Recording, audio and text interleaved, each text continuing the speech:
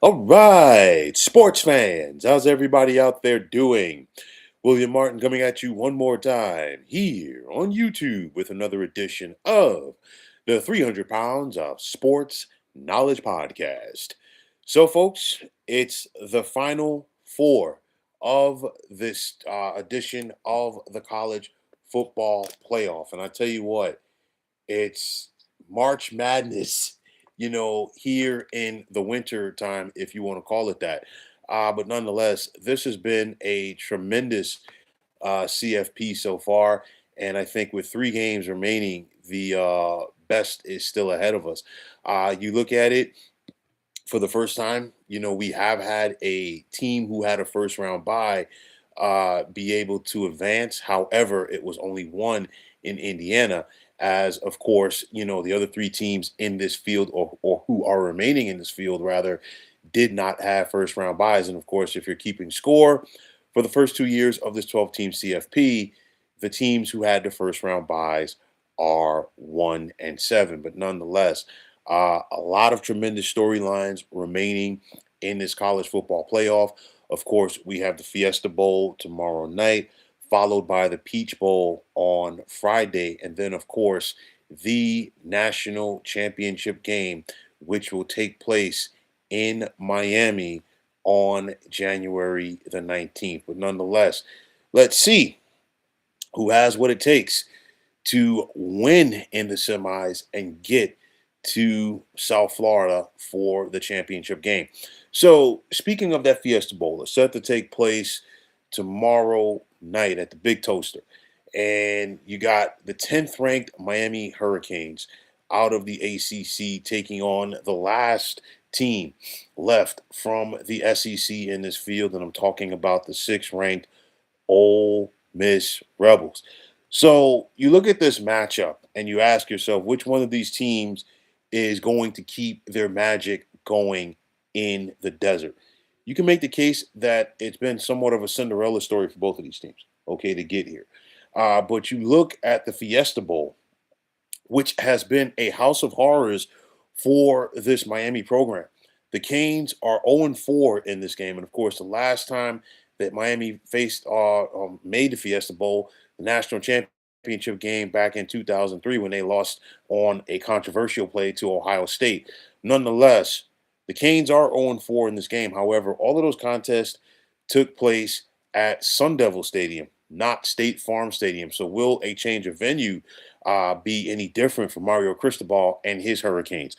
One thing that we know, Miami's going to bring their defense. Okay, we're talking about the 10th ranked defense in the nation for Miami going up against the second ranked offense in Ole Miss. This Hurricanes unit has not given up 20 points to an opponent. You got to go back to November 1st when Miami lost to SMU. And that, of course, was the last game that the Hurricanes lost this season.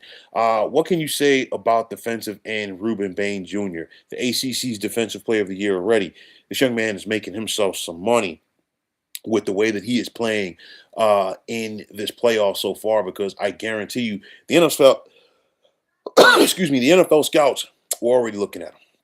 But I guarantee you he is moving up a lot of people's draft boards with what he has been able to do in, as far as his pursuit of the quarterback in this one. Akeem Mesidor, his tag team partner up front on that defense. And will they be able to contain Ole Miss quarterback Trinidad Chambliss? We've got to wait and see.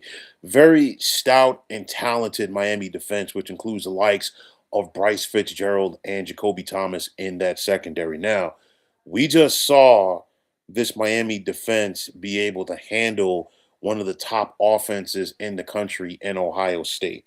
Okay, they're going to have to find a way to do it again. Now, you look at round number 1 for Miami when they beat Texas A&M. They didn't have to worry about the arm of Marcel Reed, the quarterback. They had to worry about his legs.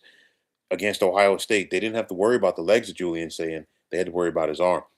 This time around, Miami's going to have to worry about the arm of Trinidad Chambliss for Ole Miss, and they're also going to have to worry about his legs. So it's going to be interesting to see how that balances out. But aside from Trinidad Chambliss, you know that Ole Miss is not going to go away from their run game with Keywan Lacey. And of course, Trinidad Chambliss He's a scrambler, but he scrambles kind of like in that Russell Wilson in his prime mode. From the standpoint, he scrambles to keep the play open, and if he has to take off, he can and will. Will that open up some lanes for wide receivers, Trey Wallace and Deuce Alexander against this Miami secondary? We've got to wait and see. On the flip side, Carson Beck so far has not had to do too much in this playoff for Miami to win. Is that going to change tomorrow night? I'll tell you like this: you can have some plays on this Ole Miss defense, and I think Miami wants to stick to the script, and that script is giving the football to running back Mark Fletcher. Can this offensive line of Miami be able to impose their will on Ole Miss in this one? We've got to wait and see. You look at this Rebels defense with TJ Dottery at linebacker and Centurion Perkins. Can they make life tough for Carson Beck? I think it's going to be important for both of these defenses to try to win on first down and keep the opposing offense in second and third and long situations. You could make the case that Miami faced the most explosive offense that they've seen so far this year last game against Ohio State. Ole Miss is extremely explosive as well. I think one of the bigger differences in Ole Miss is the fact that they have a mobile quarterback and Ohio State didn't. You look at this game right here, I think it's going to be an electric atmosphere tomorrow night. Both of these fan bases are probably upset with me if anybody follows this channel because I picked against them in their last games. And of course, in the case of Miami, I picked against them in the first round against Texas A&M. So if you're Miami, you definitely want me to pick against you one more time. The Canes are favored by 3.5 points in this one. The over under is 52.5. I think it's going to be all in that ballpark. However, I'm going to go with the Rebels right here. I think they're playing like a band of brothers, and I think they are united together, sans Lane Kiffin. I'm going to take Ole Miss to get to Miami and deny the Hurricanes that opportunity to play in at home 27-24. Then on Friday night, we've got the Peach Bowl in Atlanta as the Big Ten is invading SEC country right here, as it's Oregon and Indiana. And of course, with this game, it guarantees the Big Ten a seat at the championship game for the third consecutive year. Now, we saw these two heavyweights from the Big Ten meet earlier this season. And of course, that was a game that put a lot of people on notice about Indiana. Why? Because the Hoosiers went on the road to Eugene and beat Oregon. Oregon's only loss of the season. Not only did they beat them by 10 points. Okay, so you look at this Ducks defense, and I think it's going to start with them in this game. Will they be able to shine like they did against Texas Tech? They're going to have their moments, but they are not going to shut down this Indiana offense like they did with Texas Tech. Why? Because you look at this Indiana offense, extremely balanced. Okay. It's one of those where the Hoosiers can come at you with multiple running backs. You've got Roman Hemby, you've got Kalen Black, you have Fernando Mendoza at quarterback, who has been unflappable. And of course, it's not just about the run game for the Hoosiers. They keep you off balance with their wide receivers with Omar Cooper and Elijah Surratt. Defensively, Indiana knows how to get after you. You look at linebackers, Elijah Hardy and Aiden Fisher, and then a guy like Lewis Moore in that secondary. I think it's going to be imperative, okay, for Oregon offensively to win first down. Why? Because you want to stay out of second and long and take some of that stress off of quarterback Dante Moore in this one.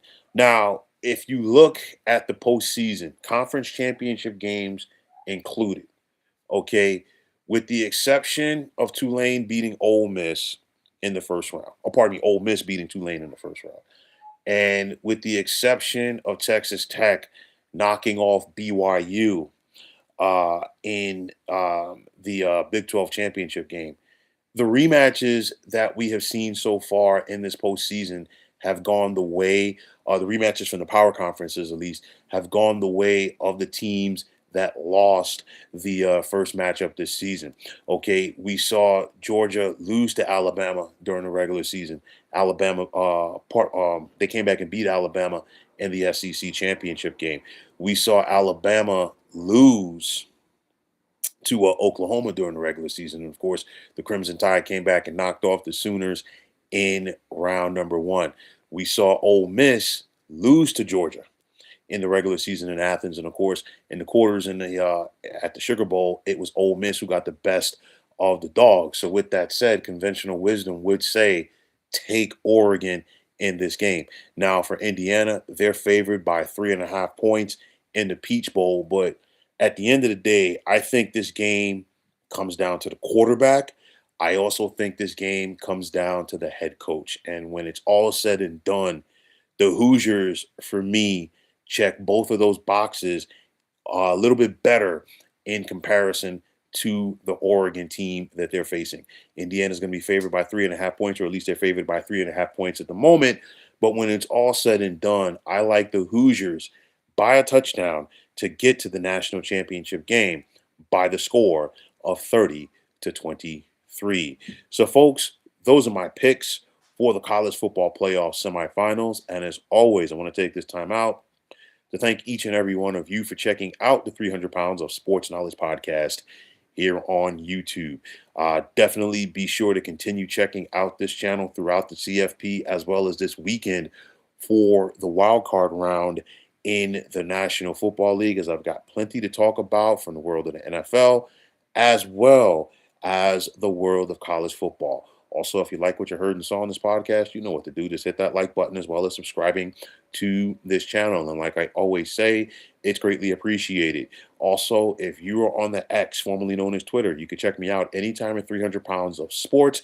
And like I always say, if you give me that follow, it will be my pleasure to do the same in return.